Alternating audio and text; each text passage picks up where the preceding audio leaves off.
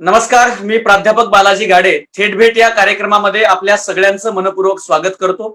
आज आपल्या कार्यक्रमामध्ये माननीय खासदार कुमार केतकर साहेब आहेत. ज्येष्ठ पत्रकार, संपादक, अभ्यासक आज आपल्या सोबत आहेत. केतकर सर, आपलं या कार्यक्रमामध्ये मी मनापासून स्वागत करतो. धन्यवाद धन्यवाद. बांधवांनो, आज अत्यंत महत्वाच्या विषयावरती आपण सरांसोबत चर्चा करणार आहोत. आपल्या तरुण पिढीच्या आणि जुन्या पिढीच्या सुद्धा ज्या शंका डोक्यात आहेत किंवा ज्या शंका टाकण्यात आल्या, अशा ज्या काही शंका किंवा भ्रम आणि वास्तव या सगळ्या अनुषंगानं भारताच्या उभारणीमध्ये काँग्रेसचं योगदान या अनुषंगानं आज आपण सरांसोबत चर्चा करणार आहोत. सर, काँग्रेस ची नेमकी कुठली योगदान राहिलेलं आहे, अशा अनेक चर्चा गेल्या 6 वर्षापासून वाढायला लागलेल्या आहेत की काँग्रेसनं नेमकं काय दिलं. तर सुरुवातच विषयाच्या प्रश्नापासूनच करतो की भारताच्या उभारणीमध्ये काँग्रेसचं काय योगदान आहे आणि 47ला नेमकी परिस्थिती काय होती. मला वाटतं या प्रश्नाचं उत्तर आपल्याला स्वातंत्र्य चळवळीच्या संदर्भात द्यायला लागेल. काँग्रेस हा पक्ष नाहीये, म्हणजे तेव्हाही तो पक्ष नव्हता आणि आजही तो त्या अर्थाने पक्ष नाहीये. आता प्रत्यक्षात तो पक्ष आहे, त्याला निवडणुका लढाव्या लागतात, त्याची राज्यघटना टाईप सारखी स्वतःची पक्षाची घटना आहे, त्या घटनेच्या नियमानुसार त्यांना जावं लागतं, वर्किंग कमिटी असते. हे सगळं जरी असलं तरी काँग्रेस पक्षाची कॅरेक्टर, काँग्रेस पक्षाचा डीएनए, काँग्रेस पक्षाचं वैशिष्ट्य म्हणजे काँग्रेस ही एक चळवळ आहे. ती एक लोकाभिमुख चळवळ आहे. त्यात कामगार आहेत, शेतकरी आहेत, स्त्रिया आहेत, सर्व धर्मातले लोक आहेत. त्यामुळे काँग्रेस हा एक सर्व समावेशक समाजाची चळवळ असलेला असा तो त्यातनं पक्ष निर्माण झालाय. आता उदाहरणार्थ 1885 साली ज्यावेळी तो स्थापन झाला त्यावेळची काँग्रेस, 1947 ची काँग्रेस जो तुम्ही मला प्रश्न विचारला तो, त्याच्यानंतर 1995 सालची काँग्रेस आणि आता 2020 ची काँग्रेस, या सगळ्या काँग्रेसचे टप्पे मध्ये 1969 मध्ये काँग्रेसमध्ये फूट पडली. पण ती काँग्रेसमधली पहिली फूट नाही. काँग्रेसमधली पहिली फूट 1907 मध्येच पडली होती, लोकमान्य टिळक असताना. आणि त्यावेळेलाच काँग्रेसची दिशा जहाल असेल का, मवाळ असेल का, मध्यममार्गी असेल, अशी चर्चा सुरू झाली होती. 1920-19च्या सुमाराला ज्यावेळेला गांधी भारतात आलेले होते 4 वर्ष अगोदर आणि त्यांच्या टिळकांची भेट पण झाली होती, त्यावेळेचं काँग्रेसचं स्वरूप आणि त्याच्यानंतर गांधींनी सूत्र हातात घेतल्यानंतर 1936 मध्ये ज्यावेळेला काँग्रेसला 50 वर्ष पूर्ण झाली, 1885 ची स्थापना, 1936 ला ज्यावेळेला 50 वर्ष पूर्ण झाली, त्यावेळेला काँग्रेसने अधिकृतपणे असं स्वरूप घेतलं की हा पक्ष शेतकरी, कामगार, कष्टकरी या सगळ्यांना जोडून घेणारा आहे. आणि 36 साली फैजपूरला जी परिषद झाली ज्याच्यात साने गुरुजींनी खूप मोठं योगदान केलं होतं, 36 सालची काँग्रेस, फैजपूरची काँग्रेस, 50वे अधिवेशन, हे मुख्यतः जे प्रस्थापित झालं ते पंडित नेहरूंच्या नेतृत्वाने. पंडित नेहरूंचं नेतृत्व म्हणजे गांधीजी होतेच, परंतु 1936च्या फैजपूर काँग्रेसमध्ये पंडित नेहरूंनी जो कार्यक्रम काँग्रेस पक्षासमोर ठेवला तोच कार्यक्रम दीर्घकाळ, खरं म्हणजे आज सुद्धा आपल्या समोर टिकून आहे. आणि म्हणून त्या पक्षाचा डीएनए, त्या पक्षाचं स्वरूप हे सगळं लक्षात घेताना 1936 ची पंडित नेहरूंनी निर्माण केलेली काँग्रेसची कार्यक्रम पत्रिका याचा विचार केल्याशिवाय आपल्याला आजच्या काँग्रेसचा विचार करता येत नाही. मग 47 साली आपल्याला स्वातंत्र्य मिळालं. 47 साली स्वातंत्र्य मिळाल्यानंतर काँग्रेस तर्फे जरी पंतप्रधान म्हणून पंडित नेहरू होते तरी त्या मंत्रिमंडळात सगळे लोक होते. तो काही निवडून आलेला पक्ष नव्हता. निवडणुका झाल्या 1952 साली, राज्यघटना आली 1950 साली, राज्यघटनेची प्रत्यक्षात जो मसुदा तयार झाला तो 49 साली. म्हणजे 47 साली स्वातंत्र्य मिळाल्यानंतर सुद्धा प्रक्रिया चालू होती. 49ला पहिल्यांदा त्याचा मसुदा तयार केला गेला, सादर केला गेला. 26 जानेवारी 50ला राज्यघटना स्वीकारली गेली. 52ला निवडणुका झाल्या आणि त्या निवडणुकीनंतर काँग्रेस अधिकृतपणे सत्तेत आला, प्रचंड बहुमताने आला. परंतु 47 ते 52 पंडित नेहरू हे हंगामी पंतप्रधान होते आणि त्यांच्या मंत्रिमंडळामध्ये बाबासाहेब आंबेडकर होते, डॉक्टर श्यामाप्रसाद मुखर्जी होते. त्यामुळे ते अनेक पक्षांचं, अनेक प्रवृत्तीचं, अनेक विचारांचं असं एक मंत्रिमंडळ होतं. काँग्रेसचा जो भाग तुम्ही विचारताय 47 नंतरचा, तो खऱ्या अर्थाने 1952 पासून सुरू होतो. सर, आता आपण म्हणजे स्वातंत्र्य चळवळीची विस्तृत पार्श्वभूमी आणि सुरुवातीचं सरकार कशा प्रकारे सर्वसमावेशक केलं हे आम्हाला माहिती दिली. सर, मग पुढचा प्रश्न असा आहे की मागच्या म्हणजे विशेष करून 2014 पासून किंवा त्याच्या एक 2-3 वर्ष अगोदरपासनं एक चर्चा सुरुवात झाली की 60 सालों में क्या दिया है किंवा काँग्रेसनं देशाला काय दिलं, एक अशा प्रकारचा प्रश्न जाणीवपूर्वक विचारला जातोय.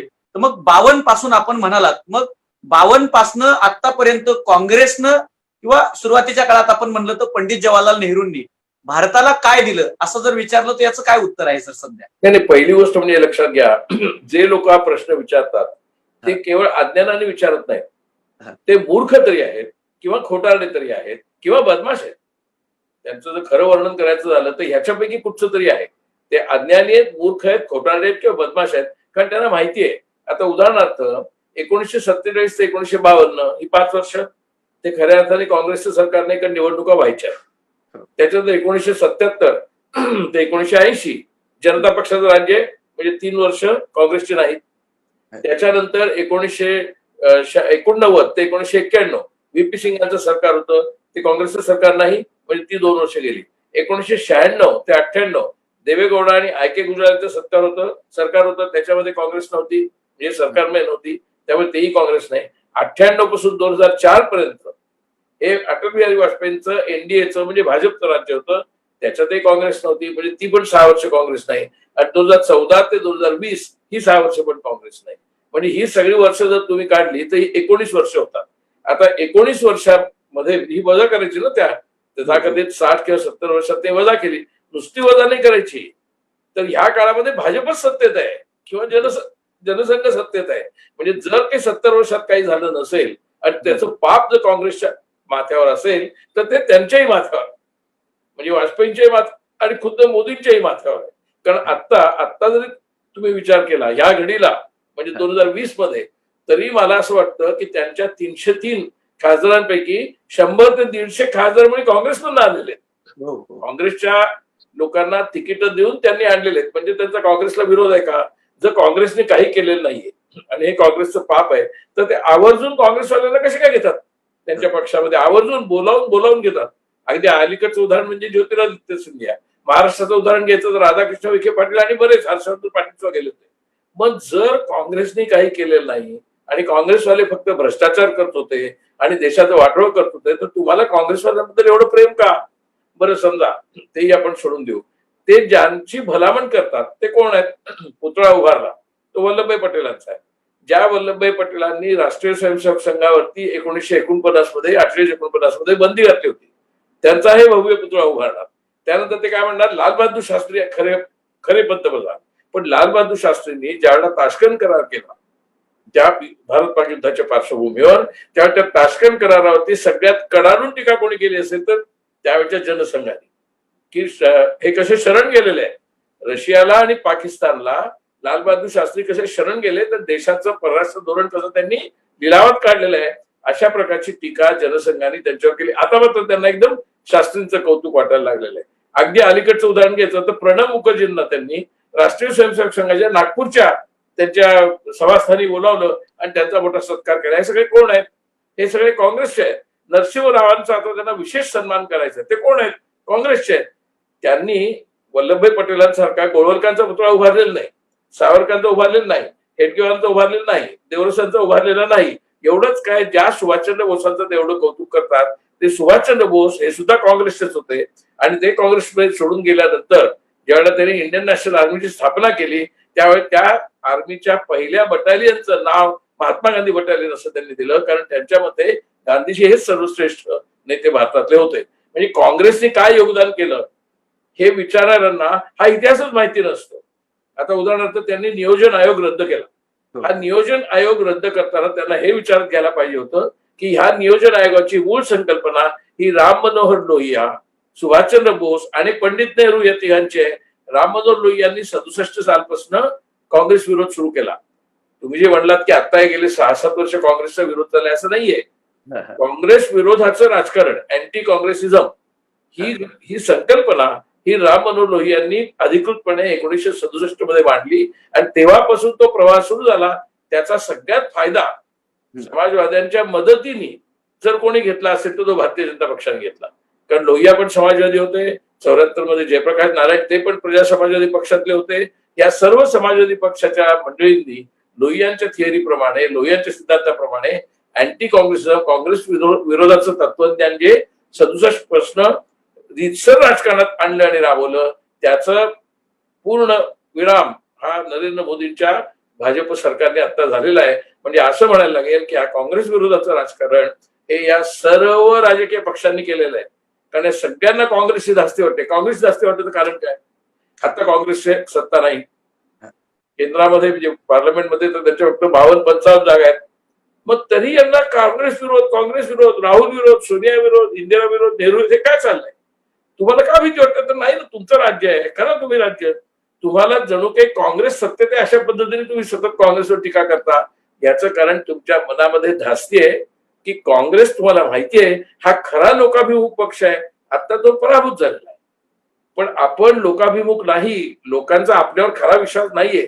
आपण आपलं हिंदू मुस्लिम सगळा तणाव निर्माण करून, तो मुस्लिम द्वेष निर्माण करून, त्या मुस्लिम द्वेषाला हिंदुत्वाचं नाव देऊन आपण जे काही राजकारण केलेलं आहे ते आपल्याला फार काळ टिकणार नाही हे त्यांना मनातनं माहिती आहे.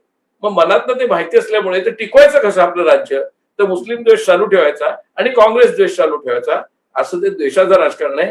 हे गेल्या, तुम्ही म्हणलात प्रश्नाच्या सुरुवातीला, तसं गेल्या 6 वर्षातलं नाही, मुख्यतः ते 67 सालपासून आहे. आणि त्याचा मुख्य रोग हा नुसता काँग्रेसवर नाहीये. त्याचा मुख्य रोग जो आहे तो पंडित नेहरू, इंदिरा गांधी आणि राजीव गांधी यांच्यावर आहे. आणि गेले काही वर्ष तो सोनिया आणि राहुलवरती आहे. आणि त्याचं कारण ते नेहरूवादाच्या विरोधात आहेत. कारण 1936 पासून या देशाचं राजकीय नेतृत्व सत्तेत असो तर नसोत ते पंडित नेहरूंच्या विचारांनी केलंय. म्हणून वाजपेयींना ज्यावेळेला प्रश्न विचारला, जनता पक्षाचे ते परराष्ट्र मंत्री होते, त्यांना विचारला की तुम्ही आता परराष्ट्र मंत्री आहात, तर आपल्या देशाचं, जनता पक्षाचं किंवा तुमचं जनसंघाचं परराष्ट्र धोरण काय? वाजपेयींनी उत्तर दिलं, आपल्या देशाचं परराष्ट्र धोरण पंडित नेहरूंनी जे घालून दिलेलं आहे ते इतकं उत्तम आहे, त्याची चौकट इतकी उत्तम आहे की ती मी बदलणार नाही, असं वाजपेयींनी उत्तर दिलं. आता हे श्रीमान नरेंद्र मोदी हे सगळे जगाला, आपणच जणू काही परराष्ट्र धोरणाची संकल्पना जगामध्ये आणली भारताची, अशा पद्धतीने ठिकठिकाणी संबंध जगभर फिरून, नेत्यांना मिठ्या मारून, अशा पद्धतीने परराष्ट्र धोरण चालत नाही. याचं उत्तम उदाहरण सांगायचं तर तेवढं सांगून हा मुद्दा संपवतो. त्यांनी आल्याला काय सांगितलं? पहिल्या त्यांच्या 2014च्या शपथविधीला त्यांनी आपल्या आजूबाजूच्या सगळ्या लोकांना इकडे बोलावलं. नवाज शरीफना भेटले, नेपाळच्या सगळ्या लोकांना, सगळे, आणि सांगितलं काय, आमचं धोरण काय असणार आहे? तर नेबरहुड फ्रेंडली पॉलिसी. म्हणजे आमचे शेजारी राष्ट्र जे आहेत ते आमची प्रायोरिटी आहे, त्यांच्याशी आमचे मैत्रीचे संबंध असणार. आणि असे काही काँग्रेसचे नव्हते, म्हणजे काँग्रेसच्या राज्यात नव्हते असं त्यांचं म्हणणं. प्रत्यक्षात काय आहे? प्रत्यक्षात नेपाळ सुद्धा तुम्हाला आव्हान देतोय, भूतान तुम्हाला आव्हान देतोय, श्रीलंकेने तुम्हाला आव्हान दिलेलं होतं, बांगलादेशने आव्हान दिलेलं आहे, पाकिस्तान आणि चीन तुम्हाला नेहमीच आव्हान देत आहेत. मग तुमची नेबरहुड फ्रेंडली पॉलिसी, पंडित नेहरूंपासून तुम्ही वेगळं काहीतरी करायला निघाला होता असं सांगत होता. प्रत्यक्षात पंडित नेहरूंचे संबंध या सगळ्यांचे उत्तम होते, अगदी पाकिस्तानची सुद्धा उत्तम होते.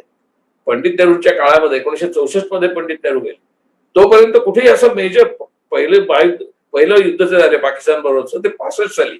त्यामुळे असं काही नेहरूंच्या काळापर्यंत नव्हतं की आता आज युद्ध करू का उद्या युद्ध करू. काश्मीरचा जर 1948 चा संघर्ष सोडला तर 48 पासून 65 पर्यंत भारत पाकिस्तान युद्ध झालं नाही. म्हणजे नेबरहुड फ्रेंडली पॉलिसी कोणाची होती? नेहरूंची होती, काँग्रेसची होती. आणि स्वतंत्र भारताची ती परराष्ट्र नीती होती.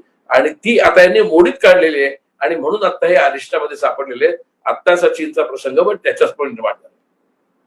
अगदी सर, अत्यंत विस्तृत पद्धतीने ही माहिती दिली. आणि आपण उल्लेख केला की आंतरराष्ट्रीय संबंधांचा एक आपण उल्लेख केला. माझा प्रश्न पुढचा त्याच अनुषंगाने आहे.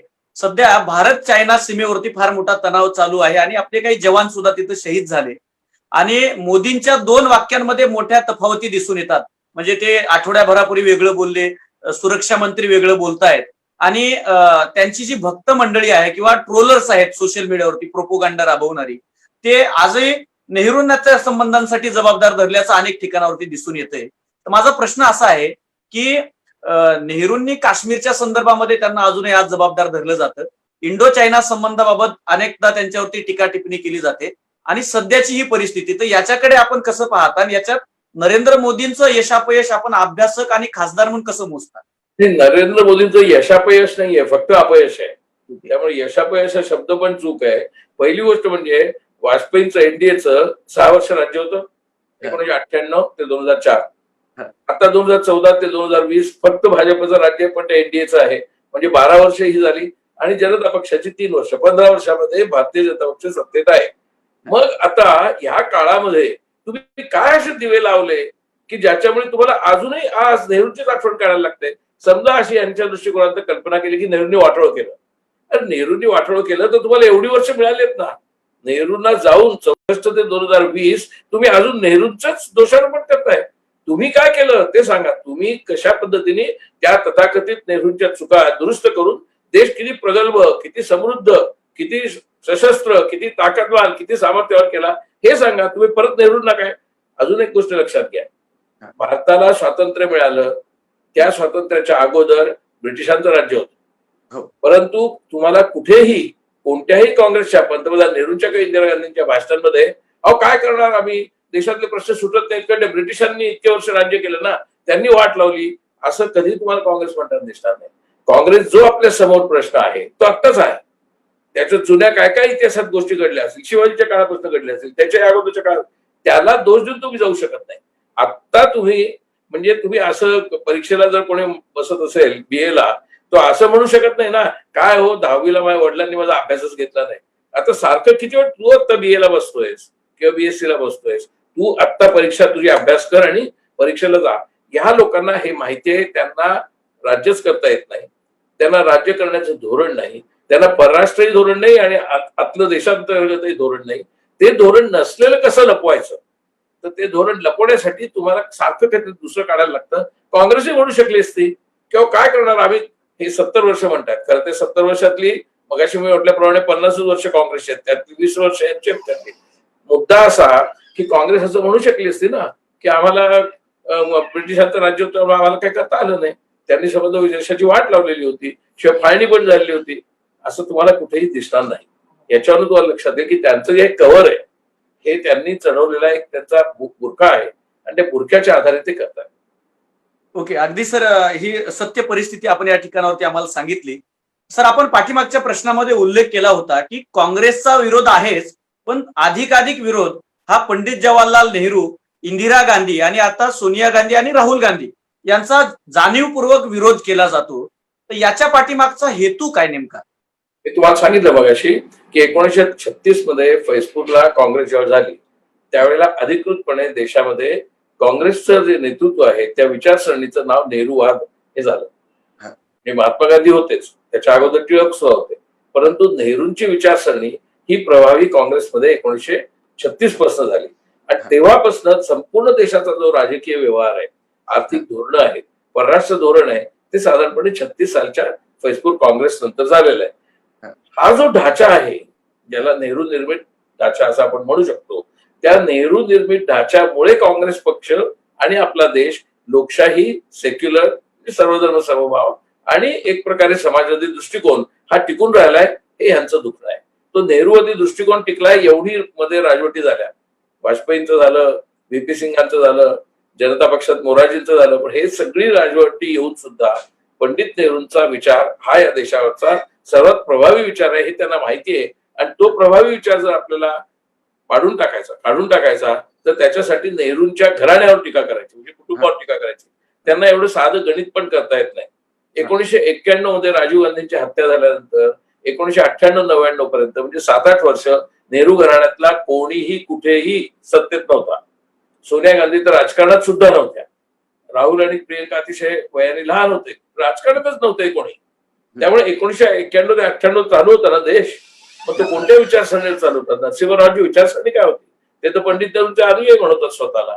त्यामुळे नेहरूंची विचारसरणी हाच पाया होता, अजूनही तोच आहे. तो यांना उखडून काढायचा आहे आणि पर्यायाने त्यांना स्वातंत्र्य चळवळीचा जो वारसा आहे तोच उखडून काढायचा आहे. आणि म्हणून ते काँग्रेसमध्ये गांधी आपले तसं दाखवत नेहरूंवर टीका करतात. त्यामुळे नेहरूवादाची त्यांना अतिशय भीती आहे आणि म्हणून त्यांना राहुलची सुद्धा भीती वाटते. आता चीनचा प्रश्न आला, कोरोनाचा प्रश्न आला. कोरोनाच्या प्रश्नाचं अमित शहा आणि मोदींनी त्याविषयी विचारला प्रश्न अमित शहानी, राहुलनी काय केलं कोरोनासाठी? तर कोरोनासाठी राहुल काय करणार? सत्ता तुमची आहे. राहुल एक दिवस काय 1 तास सुद्धा पुढे मंत्री नव्हता. पण तुम्हाला राहुलची काय एवढी भीती वाटते? सोनियाची एवढी काय भीती वाटते?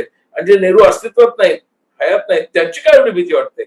याचं कारण असं आहे, काँग्रेसचा जो आधुनिक आत्मा आहे, भारताचा जो आधुनिकतेचा आत्मा आहे, तो पंडित नेहरूंनी या देशाला दिलाय आणि तोच अजून टिकणार आहे, तोच पुढे टिकणार आहे. भारतीय जनता पक्ष नरेंद्र मोदी आणि अमित शहा नंतर टिकणार सुद्धा नाही. तो पक्ष सुद्धा टिकणार नाही, जर त्याच्या चिरफळ्या होणार आहेत. आता ते मोठे आपले टिंगल करतात की 52 सीटा तुमच्या आहेत म्हणून, काय 55 आहे.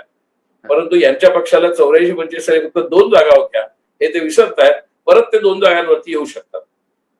ओके, अगदी सर, म्हणजे समाज जोडणाराच पक्ष टिकेल हा एक एकंदरीत उद्देश याच्यामधनं आला. सर, पुढचा प्रश्न माझा असा आहे की डिजिटल इंडियाच्या संदर्भानं एक पाठीमागे जाहिरातीमधनं मोठ्या प्रमाणावरती जाहिरातबाजी करून डिजिटल इंडिया आम्ही कसा केला हे मोदी आणि भाजपनं दाखवलं. पण डिजिटल इंडियाची सुरुवात नेमकी कधी झाली ते आम्हाला बऱ्याचदा आपल्याकडनं ऐकायला मिळेल. ते आम्हाला जरा सविस्तर ऐकायचं होतं. नेमकं कधी सुरुवात झाला डिजिटल इंडिया आणि याचं श्रेय कुणाला जातं? डिजिटल इंडियाची संकल्पना ही राजीव गांधींनी 1985 मध्ये मांडली आणि त्यावेळेला त्यांचे मुख्य सल्लागार सॅम पित्रोदा होते. त्यांना त्यांनी प्रमुख केले त्या संपूर्ण प्रकल्पाचे. त्यांनी टेक्नॉलॉजी मिशन काढली आणि त्याचे सॅम पित्रोदा प्रमुख होते. त्यावेळेला पहिल्यांदा, त्यावेळेला मोबाईल फोन नव्हते, त्यावेळेला आपल्या कार मधला जो कार फोन होता वायरलेस तो सुद्धा नव्हता. फक्त काळा फोन घरातलं युनिटचं तेवढंच होतं आणि तो सुद्धा मिळवायला अतिशय कठीण परिस्थिती. खासदारांची सही आणा, मुख्यमंत्र्यांची सही आणा, वशिले लावा तर तुम्हाला फोन मिळायचा. अशी 1985 सालची अवस्था होती. राजीव गांधींनी टेलिकॉम आणि टेलिग्राफ डिपार्टमेंट, जे पोस्ट अँड टेलिग्राफ आणि टेलिकॉम डिपार्टमेंट वेगळं केलं. सॅम पित्रोडाने त्यांचे प्रमुख केले आणि त्याच्यानंतर आपल्याकडे एकदम टेलिकम्युनिकेशन सिस्टीम मध्ये मॉडर्नायझेशन सुरू झालं. त्यावेळेला पहिल्यांदा घोषणा 1985 मध्ये राजीव गांधींनी दिली की अजून 15 वर्षांनी हे शतक संपेल आणि नवीन शतकामध्ये आपण प्रवेश करू. तर त्या 21व्या शतकातलं जर कोणतं धोरण असेल तर ते टेलिकम्युनिकेशनचं असेल, डिजिटल असेल. त्यावर पुढचा भारत हा डिजिटल भारत असेल, हे त्यांचं 1985 सालचं स्वप्न आहे. आणि त्याचे पुरावे सगळे लेखी आहेत, भाषण आहेत. सॅम पित्रोडाने आत्मचरित्र पण लिहिलेलं आहे, त्याच्यात सुद्धा सगळे उल्लेख आहेत. त्यामुळे डिजिटल इंडियाच्या बद्दलचा तुमचा जो प्रश्न आहे त्याची सुरुवात ही अधिकृतपणे 1985 मध्ये झाली. परंतु 1985 साली जर झालेली असली तरी ती का होऊ शकली 85 मध्ये? तर 1952 ते 55च्या काळात म्हणजे पंतप्रधान पंडित नेहरूंनी सूत्र हातात घेतल्याबरोबर IIT आपल्या देशात तयार झाल्या, Indian institute of technology. Indian institute of technology 5 देशामध्ये होत्या. त्या टेक्नॉलॉजिकल इन्स्टिट्यूट्सनी पाया घालून दिला टेक्नॉलॉजीचा. आणि 1969 मध्ये इंदिरा गांधींनी जवाहरलाल नेहरू युनिव्हर्सिटी सुरू केली. त्याच्या अगोदर इस्रो म्हणजे स्पेस रिसर्च ऑर्गनायझेशन सुरू केली, विक्रम साराभाईंना तिथे प्रमुख नेमून. भावांनी ॲटॉमिक एनर्जी सुरू केली. ह्या 4 गोष्टी जर नसत्या, म्हणजे ॲटॉमिक एनर्जी नसती, IIT नसती, इस्रो नसती, JNU नसती, टेलिकॉम डिपार्टमेंट स्वतंत्र झालं नसतं, तर राजीव गांधी काही करू शकले नसते. म्हणजे राजीव गांधींनी डिजिटल इंडियाची घोषणा जरी दिली तरी त्याच्या पाठीमागचा पाया हा पंडित नेहरूंच्या द्रष्ट्या धोरणात होता. आणि त्याच्यामुळे डिजिटल इंडियाची सुरुवात ह्या लोकांनी केली असं म्हणणं हे खोटारडेपणाचं नाहीये, हे अज्ञानाचं पण नाहीये. हे अत्यंत अकृतज्ञता त्यांच्या वर्तनातली, राजकीय वर्तनातली दिसून येते देशातनं. पण कृतज्ञता ही गोष्ट भारतीय जनता पक्षाला कोणी शिकवू शकत नाही. त्यांच्याच पक्षाचे जनसंघाचे एक महत्वाचे फाउंडर म्हणजे श्यामाप्रसाद मुखर्जी नंतर लगेच म्हणजे बलराज मधोक होते, ते अलीकडे वारले 3-1 वर्षापूर्वी. अहो, ते गेल्यानंतर त्यांच्या अंत्यदर्शनाला गेले नाही, त्यांना कोणी श्रद्धांजली वाहिली नाही. त्यांचेच नेते होते, मोठे नेते होते, त्यांना किंमत सुद्धा दिली नाही. हे यांची कृतज्ञतेची, यांची साधारणपणे यांची पद्धत आहे. ओके सर, अगदी बरोबर. आपण हे त्यांची पद्धत या ठिकाणावरती सांगितली. प्रश्न डिजिटल इंडियाचा होता. तर डिजिटल इंडियाची सुरुवात म्हणून मी सांगितलं की IIT पासून व्हाया राजीव गांधी. आणि एक मत त्या डिजिटल इंडियाच्या बद्दल एक लक्षात ठेवायला पाहिजे. ज्या वेळेला राजीव गांधींनी कॉम्प्युटरायझेशनची पॉलिसी आणली त्यावेळेला राजीव गांधींची टिंगल कोणी केली? हे काय कॉम्प्युटर बॉय आहेत, हे कॉमिक स्ट्रिप वाले कॉम्प्युटर बॉय आहेत. ही टिंगल तमाम भारतीय जनता पक्षाने केली. आणि कॉम्प्युटरने काय प्रश्न सुटणार आहेत का? कॉम्प्युटरने काय होतंय का? डिजिटल इंडिया बोलायला सोपं आहे, अशा पद्धतीची टिंगल राजीव गांधींची या लोकांनी केली होती. प्रत्यक्षात तुम्ही जर पाहाल आज अमेरिकेमध्ये सिलिकॉन व्हॅलीमध्ये जे सॉफ्टवेअर कॉम्प्युटर इंजिनियर आहेत त्या सगळ्यांची मुलं ही त्या धोरणात आहेत. आणि आता मुलं पण तिकडे त्यांची आहेत. आणि तरी सुद्धा तिकडे बसून अमेरिकेत राहून हे सगळे NRI म्हणजे अनिवासी भारतीय हे राजीव गांधींना, नेहरूंना, इंदिरा गांधींशिवाय देऊन हिंदुत्वाचे घोडे गातात. पण यांच्या हिंदुत्वाच्या नेतृत्वाखाली 77 साली नाही आणि 98 साली नाही डिजिटल इंडिया नव्हता. डिजिटल इंडियाची त्यांनी काही गोष्ट त्यावेळेला केलेली नाही. आणि आज जे आपल्याला अमेरिकेमध्ये भारतातलं तंत्रज्ञानाच्या बद्दल आदर आहे तो राजीव गांधीच्या काळात तयार झाला. अगदी सर, डिजिटल इंडिया हा जो इतिहास आपण आजच्या तरुण पिढीला हा फार महत्वाचा आहे. खरं तर जी IIT नेहरूंनी किंवा उभी केली तिथं शिकलेलाच पोरगा आपण ज्या पद्धतीने म्हणालात तोच म्हणतो की नेहरूंनी काय केलं ही सध्याची वस्तुस्थिती आहे. तर माझा पुढचा प्रश्न सध्याच्या माध्यमांच्या बाबतीतला आहे, पत्रकारांच्या बाबतीतला आहे. आपला प्रदीर्घ अनुभव आहे, आपलं कार्य त्याच्यामध्ये आहे, आपला अभ्यास आहे आणि आपण सडेतोड समाजातल्या आणि शासनाच्या चुकीच्या धोरणावरती आपल्या लिखाणांमधनं, भाषणांमधनं भाष्य केलेलं आहे, भूमिका घेतलेली आहे. पण सध्याची पत्रकार किंवा पत्रकारिता म्हणू किंवा माध्यमे बघू तर ही अत्यंत विकल्या गेल्यासारखी वागतायत. तर मग याकडे आपण पत्रकार म्हणून कशा दृष्टिकोनातून पाहत असाल? मला असं वाटतं पत्रकारितेच्या किंवा माध्यमांच्या प्रश्नाचा विचार करताना तो चार पद्धतीने केला पाहिजे. माध्यमांचे मालक, त्यांचा विचार वेगळा, त्यांचं धोरण वेगळं. त्याच्यानंतर त्यातले अतिशय ज्येष्ठ असे संपादक किंवा वरच्या पातळीवरती काम करणारे पत्रकार, त्याच्यानंतर त्यांच्या हाताखाली म्हणजे तिसऱ्या पातळीवरती असलेले पत्रकार म्हणजे वार्ताहर असतील, उपसंपादक असतील ते, आणि चौथे जे आहेत ते म्हणजे त्यांच्या भोवतीचा असलेला मार्केटिंगचा, वर्तमानपत्राचा परिसर, मार्केटिंग, ऍडव्हर्टायझिंग वगैरे असे पत्रकारितेचे हे चार घटक आहेत प्रमुख, ज्याच्यामुळे वर्तमानपत्र चालतं किंवा टेलिव्हिजन चॅनल चालतो. आता गंमत अशी आहे की वर्तमानपत्र कधीही केवळ किती सर्क्युलेशन ह्याच्यावर चालत नाही, त्याला जाहिराती लागतात. आता जाहिराती जर अर्थव्यवस्था चांगली असेल तर जाहिराती निरनिराळ्या खासगी कंपन्यांकडनं येतात. अर्थव्यवस्था वाईट असेल तर सगळ्या वर्तमानपत्रांना किंवा सगळ्या चॅनलला अवलंबून राहायला लागतं ते सरकारी जाहिराती. सरकारी जाहिरातींवरती तुम्ही अवलंबून राहिलात की सरकारवरती तुम्ही अवलंबून झालात, म्हणजे तुम्ही सरकारला लाचार झालात, सरकारच्या दावणीला बांधले गेलात. आता एकही चॅनल, टेलिव्हिजनचा एक सुद्धा चॅनल, पत्रकार किती बुद्धिमान आहे, पत्रकार किती हुशार आहे, पत्रकार किती विद्वान आहे, किती चांगले पत्रकारिता करतो ह्याच्यावरती चॅनल चालत नाही, त्याच्यावरती वर्तमानपत्र चालत नाही. वर्तमानपत्र चालतात ती मुख्यतः त्यांच्या आर्थिक स्थितीवर. ती आर्थिक स्थिती जर खासगी अर्थव्यवस्थेत येत नसतील पैसे तर ते सरकारी अर्थव्यवस्थेत येतात, म्हणजे सरकारकडे येतात. त्याच्यामुळे ते सरकारच्या दावणीला बांधले जातात.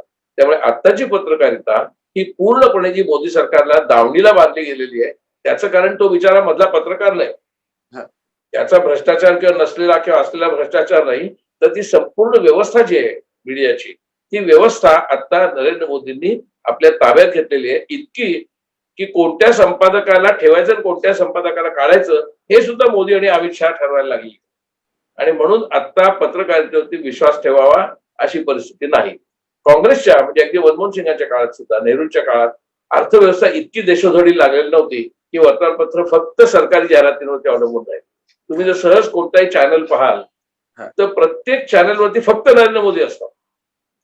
मग ते मन की बात म्हणून असतील, ते कुठे फॉरेनला पूर्वी जायचे, हल्ली जात नाही, ते फॉरेनला गेले की तिकडची त्यांची भाषणं असतील, इथल्या त्यांच्या मुख्यमंत्र्यांच्या मिटिंगांमध्ये, इथल्या इंडियन मर्चंट चेंबर्स, फक्त मोदींची भाषणं, त्यांचे इतर मंत्री पण दिसत नाहीत. आपल्या बहुसंख्य जनतेला, सुशिक्षित आणि चांगले टीव्ही वगैरे पाहणाऱ्या जनतेला जर तुम्ही 10 मंत्र्यांचे फोटो दाखवले त्यातले फार तर ते 2 किंवा 3 मंत्री ओळखू शकतील कोण आहेत, बाकीचे 7 मंत्री कोण आहेत त्यांना आठवणाच नाही. कशाला गेल्या वर्षी म्हणजे 10 महिने झाले अरुण जेटली वारले, त्यांचं नाव त्याच्यापासून गडप झालं. सुषमा स्वराज गेल्या, नाव गडप झालंय. पर्रिकर जे आपले संरक्षण मंत्री होते, गोव्याचे मुख्यमंत्री होते, ते गेले, त्यांचं नाव गडप झालंय. कारण नरेंद्र मोदी हे एकमेव नाव, ही एकमेव जाहिरातीचा ब्रँड अँबॅसेडर भारताचा अशा पद्धतीने ते वागतात.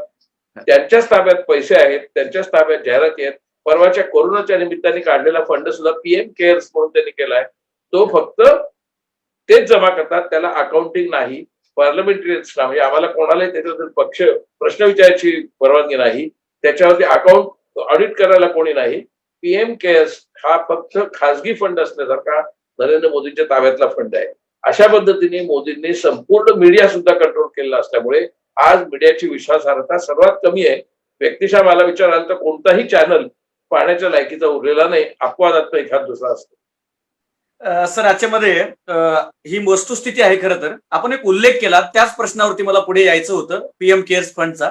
माझा प्रश्न त्यालाच अनुसरून आहे. गेले 3 ते 3.5 महिने झालं संपूर्ण जगच कोरोनाच्या संकटाला सामोरं जाते.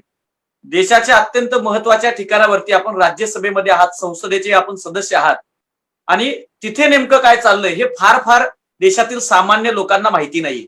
माझा प्रश्न असा आहे की आपण PM केअर्स फंडाचा उल्लेख केलाय, तर कोरोना काळातील केंद्र शासनाच्या कार्याचं मूल्यांकन आपण कसं कराल आणि इथून पुढे देशाला उभं करू शकतील? कारण करायचं असेल तर केंद्र सरकारला कुठले सल्ले आपण देऊ इच्छिता? मी या सरकारला सल्ला वगैरे काही देणार नाही.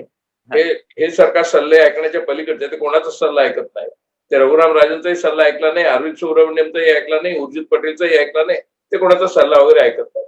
मोदींच्या मनात जे येईल ते करत असतात. आता उदाहरणार्थ कोरोना संबंधामध्ये कोरोनाचा क्रायसिस एवढा आहे, कोरोनामुळे जे अरिष्ट आलेलं आहे त्याचे 5 पट अरिष्ट यांच्या धोरणामुळे आलं. याचं साधं उदाहरण घेऊया.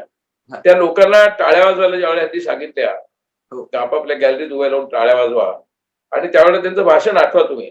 त्यावेळी ते असं म्हणाले, साधारणपणे कोरोना हा 14 दिवस जिवंत राहतो आपल्या शरीरात, त्याच्यापेक्षा आपण थोडा काळ त्याला देऊ आणि 21 दिवसात तो पूर्ण संपवून टाकू. महाभारताचं युद्ध 18 दिवस चाललं होतं. आपण 21 दिवसाचा हा पहिला लॉकडाऊन करूया आणि संपूर्ण बंद करून टाकूया, कायमचा जाईल. पहिल्या टाळ्या वाजवायच्या वेळेला हे त्यांनी जाहीर केलंच नाही, लॉकडाऊन जाहीरच केला नाही. नुसत्या टाळ्या वाजवायला सांगितल्या, त्याला 4 दिवसाची नोटीस दिली. नंतर मेणबत्त्या लावायला सांगितल्या, त्याला 2 दिवसाची नोटीस दिली. पण लॉकडाऊन जाहीर केला त्यावेळी फक्त त्याला 4 तासाची नोटीस दिली. रात्री 8ला टेलिव्हिजनवरती ते आले, रात्री 12 पासून लॉकडाऊन सुरू झाला. म्हणजेच हे सगळं त्यांचं किती घिसाळगाई पद्धतीचं धोरण होतं हे लक्षात येईल. जर त्यांनी लॉकडाऊनच्या संबंधामध्ये त्या टाळ्या वाजवायच्या वेळेला जर सांगितलं असतं की अमुक अमुक तारखेपासून 24 तारखेपासून आपण लॉकडाऊन करणार आहोत, खूप लोकांची अडचण होईल, त्यांना त्याच्या गावाला जायचं आहे, तोपर्यंत रेल्वे चालू असतील, बसेस चालू असतील, सर्व लोकांनी आपल्या आता काय ती आपली सोय करायचा प्रयत्न करा. ते केलं नाही आणि एकदम रात्री 8ला घोषणा झाल्यानंतर ठिकठिकाणी देशामध्ये हाहाकार सुरू झाला की लोकांनी तर करायचं काय. दुसऱ्या सकाळपासून दुसऱ्या दिवसाच्या रेल्वे बंद, विमानं बंद, बस बंद, टॅक्सी बंद, रस्ते बंद. त्याच्यामुळे लोक चालत जायला निघाले आणि हा जो काही स्थलांतरित मजुरांचा प्रश्न निर्माण झाला, तो स्थलांतरित मजुरांचा प्रश्न निर्माण झाला नसता जवळजवळ 800 लोक त्याच्यात मेलेत जाताना, उपाशी पोटी किंवा उन्हातानानी असे मेलेले लोक आहेत. असं काही झालं नसतं तर त्यांनी लॉकडाऊन हा नीट प्लॅन करून केला असता. पण तो मोदी कोणतीच गोष्ट प्लॅन नाही करत नाही. ते त्यांच्या डोक्यात कोणाचा सल्लाही घेत नाहीत. मंत्रिमंडळालाही त्यांनी विचारलेलं नव्हतं. त्यांनी डिमॉनिटायझेशनच्या वेळेला म्हणजे नोटबंदीच्या वेळेलाही कोणाला विचारलेलं नव्हतं. तुम्हाला माहिती आहे ना ती प्रत्यक्ष घडलेली घटना. नोटबंदीच्या वेळेला नरेंद्र मोदींनी सगळ्या मंत्रिमंडळाची बैठक बोलावली, त्यांना एका रूम मध्ये लॉक केले, चक्क लॉक केले आणि सांगितलं आता मी एक महत्वाची घोषणा करणार, ती तुम्ही इथेच ऐका. आणि ते टेलिव्हिजनवरती गेले आणि त्यांनी नोटबंदी घोषणा केली आणि सांगितलं आता रात्रीचे 8 वाजलेले, रात्री 12 पासून तुमच्या खिशातल्या किंवा तुमच्या घरातल्या किंवा तुमच्या तिजोरीतल्या सगळ्या नोटा ज्या आहेत त्या रद्दी कागद सारख्या किमतीच्या झालेल्या, असं त्यांनी जाहीर केलं. त्यानंतर किती हाहाकार झाला. त्यावेळी 100-150 लोक मेली त्या नोटबंदीच्या काळामध्ये. असंख्य लोकांचे रोजगार बुडाले, कंपन्या बंद पडल्या, छोटे उद्योग बंद पडले, छोटे व्यावसायिक बंद झाले. हे जे काही धोरण होतं नोटबंदीचं, त्याच्याच प्रकारचं धोरण त्यांनी आता लॉकडाऊन मध्ये वापरलं. त्यामुळे कोरोनामुळे जेवढा हाहाकार झाला त्याचे 5 पट हाहाकार यांच्या धोरणामुळे झालेला आहे. आणि ते धोरण अजून त्यांचं निश्चित ठरत नाहीये की लॉकडाऊन किती काळ ठेवायचा, लॉकडाऊनमुळे काही सुटणार आहे का प्रश्न. प्रत्यक्षात 12 फेब्रुवारीला राहुल गांधींनी थेट सांगितलेलं होतं की कोरोना हा अतिशय गंभीर प्रसंग आपल्या देशावर आणणार आहे, तो विषाणू फार गंभीर आहे आणि त्याच्याबद्दल आत्ताच भूमिका आपण घेतली नाही तर आपल्याला खूप त्रास होईल, असं त्यांनी 12 फेब्रुवारीला जाहीर विधान केलं होतं. यांनी 24 मार्चच्या रात्री 8 वाजेपर्यंत, 12 फेब्रुवारी ते 24 मार्च रात्री 8 पर्यंत कोणतीही त्याच्याबद्दल भूमिका घेतली नाही. आणि तेवढा उशीर का केला, कारण मध्ये डोनाल्ड ट्रम्प येणार होते गुजरातला 24 फेब्रुवारीला ते 26 फेब्रुवारी पर्यंत आणि त्यांना त्यांचं स्वागत करायचं होतं. म्हणून अहमदाबादमध्ये 6,000 अनिवासी भारतीय जे मोदींच्या प्रचंड प्रेमात आहेत ते सगळे तिकीट काढून इथे आले आणि ते त्यांच्या प्रेमापोटी आलेले असल्यामुळे त्यांना थेट शहरात जायची परवानगी मिळाली. त्यांच्या टेस्ट झाल्या नाहीत. आज जो काही गुजरात मधला सगळ्यात मृत्यूचा दर जास्त आहे, हे सगळीकडे छापून आलाय. मृत्यूचा दर सर्वात जास्त गुजरातमध्ये आहे. त्याच्यामध्ये अनेक लोक असं सांगतात की जे अमेरिकेतून किंवा युरोपातून आले मोदींच्या प्रेमापोटी, त्यांची टेस्ट न होता ते सरळ शहरामध्ये गेले, घरांमध्ये गेले, लोकांना भेटले, त्याच्यामुळे तिकडे प्रसार झालेला आहे. म्हणजे प्रामुख्याने तो प्रसार मोदी भक्तांनी केला. हे सगळं म्हणून मी म्हटलं की कोरोनाने जेवढा हाहाकार माजवला असेल त्यापेक्षा जास्त हाहाकार मोदींच्या धोरणाने झालेला आहे. आणि म्हणून आत्ताच तुम्ही म्हटलं कोरोनाचं याचं धोरण काय, माझा सल्ला काय, सल्ला तर मी देणारच नाही, त्यांना कोणीच सल्ला देत नाही. त्यांना साधं ज्या वेळेला सांगितलं की लॉकडाऊनने प्रश्न सुटत नाही, तुम्ही पोस्ट लॉकडाऊन काय करणार हा प्रश्न त्यांना राहुल गांधींनी विचारला, सगळ्यांनी विचारला. त्यांनी काहीही विचार केला नाही आणि ऐन वेळेला त्यांनी आमची संसद बंद केली सडनली. 24 मार्चला प्रत्यक्षामध्ये आमचं संसदेचं अधिवेशन संपणार होतं 3 एप्रिलला. त्यांनी 24 मार्चला कोणतीही आम्हाला सूचना अगोदर न देता ऐन वेळेला ते बंद केलं. लोकसभेचं त्यांना काय, राज्यसभा लोकसभा त्यांना ते जुमानतच नाही, ते मोजतच नाही. त्यामुळे इतर निरनिराळ्या संस्था ज्या आहेत, अगदी काय सर्वोच्च न्यायालय असेल, निवडणूक आयोग असेल किंवा संसद असेल, ते कोणालाच जुमानत नसल्यामुळे या धोरणांची जबाबदारी ही मुख्यतः नरेंद्र मोदी आणि अमित शहा या दोघांचे आत्ताच्या हाहाकाराला तेच दोघे जबाबदार आहेत. सर अगदी यामध्ये एक छोटासा प्रश्न आहे, म्हणजे आता आपण उल्लेख केला म्हणून मला ती शंका निर्माण झाली की गेली 6 वर्ष झालं नरेंद्र मोदी केंद्रामध्ये आहेत आणि त्या ठिकाणावरती, आणि आपण आता त्यांचा व्यवहार तिथला सांगितला, तर राज्यसभेमध्ये आपण विरोधी पक्षाचे खासदार आहात, तर मग तिथे पूर्ण स्वातंत्र्यानं मुद्दे मांडणी करू दिल्या जातात का, आणि मोदींचं वर्तन नेमकं कशा प्रकारचं असतं? एक छोटी शंका आहे तरुण म्हणून. पहिली गोष्ट म्हणजे मोदी सर्वसाधारणपणे लोकसभेत किंवा राज्यसभेत येत असतात. ते अगदी कमी वेळा येतात, परंतु हा त्यांचा इतिहास जुना आहे. गुजरातच्या विधानसभेमध्ये सुद्धा ते जवळजवळ जात नव्हते, कधी कधी ते 6 महिन्यात एक दोनदा जायचे. त्यामुळे त्यांना लोकसभेत काय चर्चा होतात, राज्यसभेत काय चर्चा होतात, ते त्यांच्या हाताखालच्या मंत्र्यांनी सांभाळून घ्याव्या, असं त्यांचं त्याच्याबद्दलचं धोरण आहे. आता विरोधी पक्षांचे जरी आम्ही तिथले सदस्य असलो तरी प्रत्यक्षात ते म्हणजे राज्यसभेत काँग्रेसची संख्या जास्त होती भारतीय जनता पक्षात, परंतु त्यांनी काय करून ठेवलेलं आहे, त्यांनी विविध, मगाशी मी म्हटल्याप्रमाणे विविध पक्षांच्या नेत्यांना लाचार करून ठेवलंय. कधी त्यांना भ्रष्टाचार करून, कधी त्यांना ब्लॅकमेल करून, आणि त्याच्यामुळे विविध विरोधी पक्ष जे आहेत ते त्यांच्या बाजूने उभे राहतात. मग त्याच्यामध्ये जगनमोहन रेड्डीचा आंध्रचा पक्ष असेल, वायएसआर काँग्रेस, किंवा बीजेडी असेल ओरिसा मधला, किंवा अण्णा डीएमके असेल तामिळनाडू मधला, हे सगळे पक्ष त्यांनी ज्यांना त्यांच्या भाषेत मॅनेज केलेले आहेत. आणि ते मॅनेज केलेले असल्यामुळे त्यांना जेवढी मतं राज्यसभेमध्ये हवी तेवढी ते मिळू शकतात.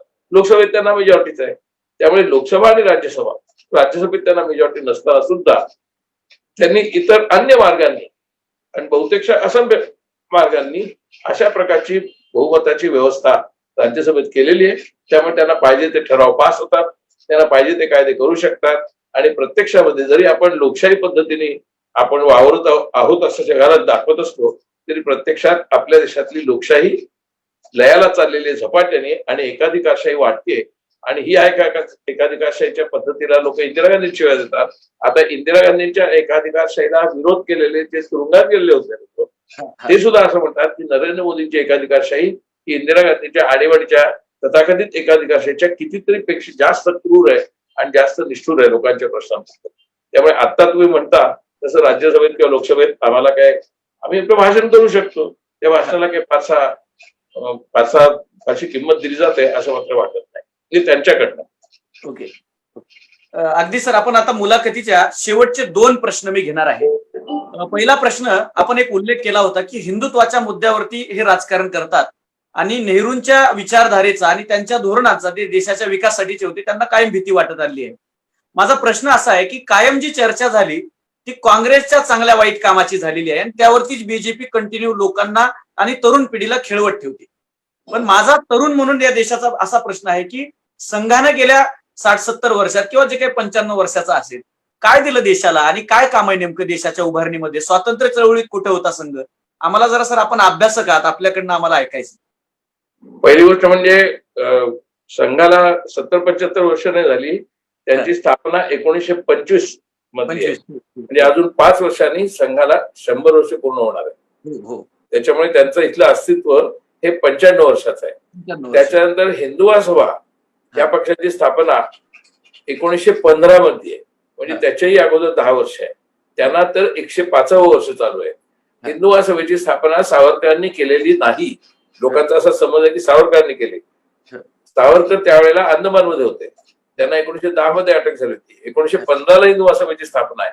हिंदू महासभेची स्थापना झालेली असताना सुद्धा हेडगेवार आणि कंपूला आरएसएस वेगळी का काढायची वाटली? कारण हिंदुत्वाचं राजकारण तर हिंदू महासभा करायला लागली होती 15 सालपासून. याचं कारण असं की पुढे सुद्धा सावरकर सुटून आल्यानंतर सुद्धा सावरकर आणि आरएसएस यांच्यामध्ये कधीही एकमत नव्हतं. दोघांना हिंदुत्वाचं राजकारण अभिप्रेत होतं, दोघांना मुस्लिम द्वेष म्हणजेच हिंदुत्व एवढंच त्यांच्यामध्ये समान धागा होता, पण तरी ते एकत्र जायला तयार नव्हते. किंबहुना मगाशी ज्या श्यामाप्रसाद मुखर्जीचा मी उल्लेख केला, त्या श्यामाप्रसाद मुखर्जींनी राजीनामा दिला मंत्रिमंडळातनं. त्याचं एक कारण त्या हिंदू महासभेचं त्यांना त्यात गुंतून पडायचं नव्हतं. ते हिंदू महासभेचे होते आणि पुढे 51 मध्ये ते जनसंघाचे मुख्य अध्यक्ष झाले. म्हणजे हिंदू महासभा आणि जनसंघ यांच्यामधनं विसरला जात नव्हता, ही वस्तुस्थिती होती. त्यामुळे यांचं राजकारण हे दीर्घकाळ चालू आहे. आता अजून पुढचा मुद्दा घेऊया. त्यांचं काय योगदान आहे तर त्यांनी सांगावं की कोण त्यांच्यापैकी किती काळ दीर्घकाळ तुरुंगात होता. काँग्रेसची हजारो, खरं म्हणजे लाखो नावं तुम्हाला मिळतील की ज्यांनी किमान 1 वर्ष काय किंवा काय 11 वर्ष, स्वतः पंडित नेहरू 10 वर्षाच्या पेक्षा जास्त काळ तुरुंगात होते, गांधीजी तुरुंगात होते, असं यांनी दाखवून द्यावं की आरएसएसचे लोक स्वातंत्र्य चळवळीमध्ये कधी तुरुंगात होते, किती जण फाशी गेले, किती लोकांना जन्मठेप झाली, किती प्रकारच्या शिक्षा या किती लोकांवरती लाठीचार्ज झाला.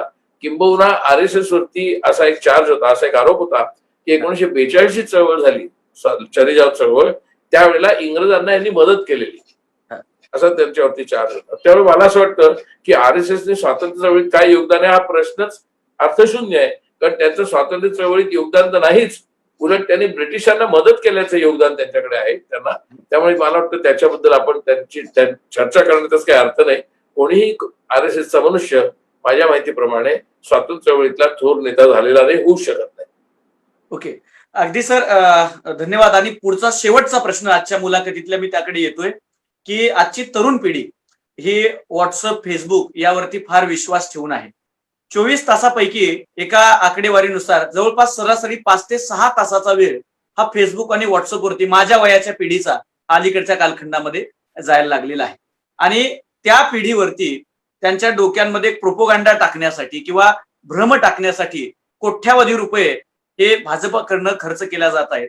तर सध्याच्या तरुणांना आपण कुठला संदेश द्याल की त्यांनी कुठला भारत समजून घ्यावा, इतिहास कसा समजून घ्यावा आणि मीडियाकडं, इतिहासाकडं, भारताच्या उभारणीकडं कुठल्या दृष्टिकोनातून पाहिलं पाहिजे आणि राजकारणात येऊ इच्छिणाऱ्या तरुणांनी काँग्रेसमध्ये येत असताना कशा पद्धतीनं राजकारण केलं पाहिजे? पहिली गोष्ट म्हणजे व्हॉट्सअपचा जन्म काही आरएसएसने केलेला नाही, तो अमेरिकेतल्या संशोधकांच्या माध्यमातून झाला. त्याच्यामध्ये सगळेच होते, स्टीव्ह जॉब्स होते, झुकरबर्ग होता, अशी बरीच माणसं होती की ज्यांनी हे सगळं ही टेक्नॉलॉजी माध्यम आणलं. आता यांचा प्रभाव एवढा जर आहे असं आपण मानतो आपल्या तरुणांवरती, तर मग तो तामिळनाडूत का पडत नाही, तो केरळमध्ये का पडत नाही? केरळमध्ये 20 पैकी 19 जागा काँग्रेसच्या आल्या, तामिळनाडूमध्ये भाजपला अजून पाय ठेवायला जागा नाही, म्हणजे तिथेही नाही, आंध्र प्रदेशमध्ये नाही, तेलंगणमध्ये नाही, बंगालमध्ये नाही, पंजाबमध्ये नाही, काश्मीरमध्ये नाही, भाजपचा प्रभाव नाही. म्हणजे भाजपचा प्रभाव कुठे आहे? महाराष्ट्र आणि त्याच्या वर, म्हणजे विंध्य पर्वताच्या वर. म्हणजे व्हॉट्सअपचा प्रभाव कुठे आहे? तर ह्या प्रदेशात आहे. तर ह्या प्रदेशात तो काय आहे? तर ह्या प्रदेशामध्ये तुलनेने अगदी महाराष्ट्र सकट, महाराष्ट्र स्वतःला फार सुशिक्षित मानतो तशी वस्तुस्थिती नाही, हा सगळा प्रदेश तुलनेने शिक्षणामध्ये मागे राहिलेला आहे. तामिळनाडूमध्ये शिक्षण खूप आहे, केरळमध्ये खूप आहे, आंध्रमध्ये खूप आहे, तेलंगणमध्ये खूप आहे, कर्नाटक महाराष्ट्रा जवळचा आहे. परंतु हा सगळा प्रदेश तुलनेने शिक्षणात मागासलेला आहे, शिक्षणात मागासलेला आहे. त्यामुळे इतिहासाचं ज्ञानही त्यांना नाही. त्यामुळे व्हॉट्सअपवरती जे आपण वाचतो तोच इतिहास असं त्यांना वाटतं, परंतु ते खाली लोकांना वाटत नाही तसं, किंवा बंगालमधल्या लोकांना वाटत नाही, किंवा काश्मीरमधल्या लोकांना वाटत नाही, पंजाबमधल्या लोकांना वाटत नाही. म्हणजे त्या काही विशिष्ट वर्गामध्ये त्यांनी तो प्रचार करून, म्हणजे मुख्यतः हिंदी बेल्ट म्हणता येईल, त्याच्यामध्ये त्यांनी तो व्हॉट्सअपचा प्रचार करून आपली काही मतं किंवा आपला काही समाज कन्सॉलिडेट केलाय. दुसरं कारण हे आहे की या समाजामध्ये पार्टिशन त्यांना अगदी जवळ नव्हतं, फाळणी त्यांना जवळ नव्हती, त्यामुळे त्यांच्यामध्ये मुस्लिम द्वेष तेव्हापासून ते पसरवत आलेले आहेत. आरएसएसचं योगदान म्हणलंच ना, आरएसएसचं योगदान स्वातंत्र्य मिळाल्यावर सारखं मुस्लिम द्वेष पसरवणं हेच त्यांचं काम राहिलेलं आहे. त्याच्यामुळे व्हॉट्सअपच्या मार्फत जो प्रचार करून ते इतिहास सांगतात तो खोटा आहे हे यांना सांगितलं की त्याच्यावर लगेच ते तुटून पडतात. त्याचं त्यांनी संपूर्ण नियोजन केलेलं आहे. साधारणपणे 500 ते 1000 पेड ग्रुप्स आहेत ज्यांना वेतन दिलं जातं. काही 25,000 रुपयांपासून ते 2.5 लाख रुपयापर्यंत पगार आहेत आणि त्याच्यामध्ये सुमारे 10,000 लोक त्यांनी नोकरीला ठेवलेले आहेत. तेवढ्या प्रमाणात त्यांनी बेकारीचा प्रश्न सोडवलाय असं आपल्याला म्हणता येईल. या तरुणांचं काम एवढंच की जिथे कुठे त्यांना भाजपच्या विरोधात एखादी टीका आली, कोणाचं भाषण आलं, आता हे माझं समजा त्यांनी कोणी ऐकलं की लगेच त्याच्यावर ते ट्रोलिंग सुरू करतात. म्हणजे त्यांचं कामच आहे की वर्तमानपत्र पाहायची टेलिव्हिजन चॅनल पाहायचे आणि नसले तर खोट्या नाट्या सारख्या बातम्या पसरवत राहायचं की नेहरूने अमुकच केलं, नेहरूने तमुकच केलं, नेहरूंना 5 बायका होत्या, नेहरू मुसलमानच होते, ते मुसलमानांचंच सगळं अनुनय करायचे, काहीही ते लिहित असतात. त्याला काही दरबंध नसतो, पुरावा नसतो, ऐतिहासिक आधार नसतो, कोणी काही म्हटलेलं पण नसतं. हे करण्यासाठीच त्यांनी एक ग्रुप तयार केलेले आहेत आणि ते खूप पगार देऊन केलेत आणि ते भाजपने तयार केलेत असं सुद्धा तुम्ही म्हणू का. आता ते भाजपचे आहेत, पण ते नरेंद्र मोदी, अमित शहा या गँगनी तयार केले. ओके. आणि भाजप ही सुद्धा त्यांची गँग आहे. ओके. तसे हे सगळे ट्रोलिंग ग्रुप्स आहेत, तशी भाजपही एक आता गँग झाली आहे. आता सध्या भाजपमध्ये जेवढा असंतोष आहे तेवढा असंतोष इतर विरोधी पक्षात सुद्धा नाहीये. ओके. कारण भाजपमधल्या लोकांना लक्षात आलंय मोदी आपल्याला कशातच विचारत नाही, कोणतंच धोरण ते आपल्याला विचारत नाहीत. आपल्याला काही किंमतच नाहीये पक्षात. आपण खासदार आहोत, आमदार आहोत, नगरसेवक आहोत, आपल्याला विचारून कोणताही निर्णय होत नाही. त्यामुळे आता तेच व्हॉट्सअप वाजून सुद्धा तेच जरी प्रचार करत असले तर त्यांना हे लक्षात आले आपल्याला काही किंमत नाहीये. आणि ह्याचा आत्ताचा लेटेस्ट पुरावा म्हणजे मगाशी मी म्हटलं तसा चीनचं आता जे काही चर्चा चालू आहे, हे चीनचं सुद्धा प्रकरण जे आहे ते त्यांच्याच करणीने झालेलं आहे. 5 ऑगस्ट 2019 अमित शहानी आणि नरेंद्र मोदींनी ज्यावेळेला जाहीर केलं, एका फटक्यात जाहीर केलं की जम्मू काश्मीर आणि लडाख आता स्वतंत्र युनियन टेरिटरी असतील. तोपर्यंत आपल्या देशात एकूण 29 राज्य होती, ते एकदम 28 राज्य झाले आणि 2 युनियन टेरिटरी वाढले, जम्मू काश्मीर आणि लडाख. आता ज्यावेळेला जम्मू काश्मीर वाढले त्यावेळेला त्यांनी भाषणात काय सांगितलं की अक्साई चीन हा काश्मीरचा भाग आहे, आता आम्ही तो ताब्यात घेणार. आता वस्तुस्थिती ही आहे की अक्साई चीन आत्ता हा चीनकडे आहे. म्हणजे तुम्ही आता अक्साई चीन आम्ही घेणार असं पार्लमेंटमध्ये घोषित करता आणि तुम्ही सांगता की लडाख आता जो आहे तो पूर्ण आमच्या ताब्यात आलेला आहे. पण लडाखमध्ये सुद्धा डिस्प्युटेड टेरिटरी आहे, वादग्रस्त सीमारेषा आहे. असं जेव्हा तुम्ही म्हणता त्यावेळेस कोण स्वाभाविक चीन म्हणेल म्हणजे तुम्ही आमचाच प्रदेश ताब्यात घ्यायला निघालाय. तर त्याची प्रतिक्रिया म्हणून हे आता चाललेलं आहे. या संघर्षाला कारणीभूत सुद्धा यांचं धोरणच आहे, याच्या पलीकडे काही नाहीये. हे चीनचं आक्रमण आहे असं मला वाटत नाही. हा प्रश्न मिटणार आहे, यातनं काही युद्ध वगैरे होणार नाहीये. कारण चीनलाही युद्ध नकोय, भारताची क्षमता नाहीये चीनशी लढण्याची, हे आता जगातल्या सगळ्यांनी मान्य केलेलं आहे. आणि आता सगळेच त्यांना फॉरेन पॉलिसीचा अभ्यास करणारे लोक सांगतायत की तुमच्याच 5 ऑगस्टच्या भाषणामुळे सुरुवात झाली आहे, तर आता लवकर ते मिटवा. आणि आता काल त्यांनी मिटवायचं धोरण काय घेतलं, तर जो आपला प्रदेश आहे म्हणून तुम्ही सांगत होतात तो प्रदेश काहीच झालेलंच नाही, आक्रमणच झालेलं नाही आपल्यावरती, कोणी आलंच नाहीये असं तुम्ही म्हणून प्रत्यक्षात त्यांनी जो प्रदेश ताब्यात घेतलेला आहे गॉलन व्हॅलीचा, तो सगळा त्यांना एक प्रकारे आरपटच करून टाकला तुम्ही, असा अर्थ त्याचा झाला. त्यामुळे आता भारत चीन युद्ध वगैरे काही होणार नाहीये. म्हणून परिस्थिती गंभीर नाही असं नाही, कारण तिथे चकमकीतनं काही संघर्षातनं काही निर्माण होऊ शकतं.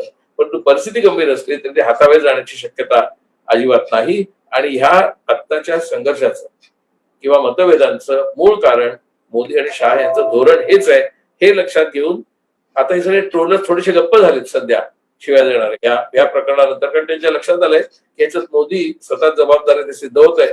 तरी सुद्धा ते सारखं मग पंडित नेहरूंना आणून 62 साली काय झालं, पंडित नेहरूंनी काय केलं हे करतायत. मगाशी म्हटल्याप्रमाणे पंडित नेहरूंनी काय केलं असेल ते केलं असेल. ते 64 साली गेले. आता त्याच्यानंतरच्या तुमच्या काळामध्ये गेल्या 6 वर्षात तुम्ही काय केलं सांगा, किंवा वाजपेयींच्या काळात तुम्ही 6 वर्षात काय केलं सांगा, आणि मग त्या समोरच्या प्रश्नाला तोड द्या. अगदी सर, युवकांच्या संदेशाबाबत पण मी विचारलं होतं की आजच्या तरुण वर्गाला राजकारणाचं आकर्षण आहे, महाराष्ट्राच्या संदर्भानं हे फार थोडं जास्त आहे. तर या युवा पिढीला कुठला संदेश आपण देऊ इच्छिता? कोणती युवा पिढी? युवा मध्ये पण तरुण आहेत, शेतमजुरांमध्ये, आदिवासींमध्ये पण तरुण आहेत. हो हो हो. शेतमजूर पण तरुण आहेत, आदिवासी पण तरुण आहेत.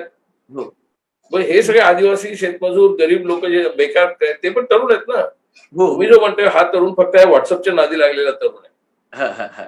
ह्या तरुणांना मी सल्ला बिल्ला देणार नाही. त्यांना वाटेल तेवढा मोदींचा सपोर्ट करू दे आणि काही त्यांना करू दे. त्या तरुणांना सल्ला देण्याच्या फंदात मी पडणार नाही. जर त्यांना वाटलं तर ते अभ्यास करतील आणि नाही तर ते स्वतःच वाटोळ करून घेतील. मुद्दा असा आहे की आता सगळ्यांनी इतिहासाचे आपले मूळ संदर्भ जे काय आहे, स्वातंत्र्य चळवळीचा इतिहास काय होता, स्वातंत्र्य चळवळीतनं गांधी आणि नेहरू कसे आले. गांधीजींना काही स्वच्छता अभियानासाठी निर्माण केलेलं नव्हतं स्वातंत्र्य चळवळी नेतृत्व दिलं. ते स्वातंत्र्य चळवळीचं नेतृत्व गांधींना दिलं, ते स्वच्छता अभियान चालवण्यासाठी दिलं नाही. ह्या सगळ्या गांधींच्या चरित्राचा, नेहरूंच्या चरित्राचा, स्वातंत्र्य चळवळीचा अगदी 1857 पासून त्यांनी अभ्यास करावा. म्हणजे त्यांना त्यांच्या डोक्याची जळमट जमा झालेली आहे ती दूर होतील एवढं एकच जरा सांगता येईल, पण ते ऐकण्याच्या मनस्थितीत नाहीये, त्यामुळे त्यांनी ऐकलं तर नाही ऐकलं सोडून द्यायचं. नाही सर, त्या तरुणांबद्दल माझा प्रश्न नव्हताच. माझा प्रश्न होता की काँग्रेसमध्ये तरुण पिढी आता येऊ इच्छितीये, त्या युवकांच्या बद्दल माझा होता. येते ना, हा, ते हा, असे हा. वागत नाहीत, पण काँग्रेसकडे येणारी तरुण पिढी जी आहे ती अशा पद्धतीने वागत नाहीये. अगदी, त्यामुळे अगदी. त्या काँग्रेसच्या तरुण पिढीला ते काँग्रेसकडे आहेत ह्या वातावरणात सुद्धा, हम्म. जे तरुण अजून काँग्रेसकडे आहेत इतक्या विषारी वातावरणात सुद्धा हेच त्यांचं कौतुक आहे खरं म्हणजे.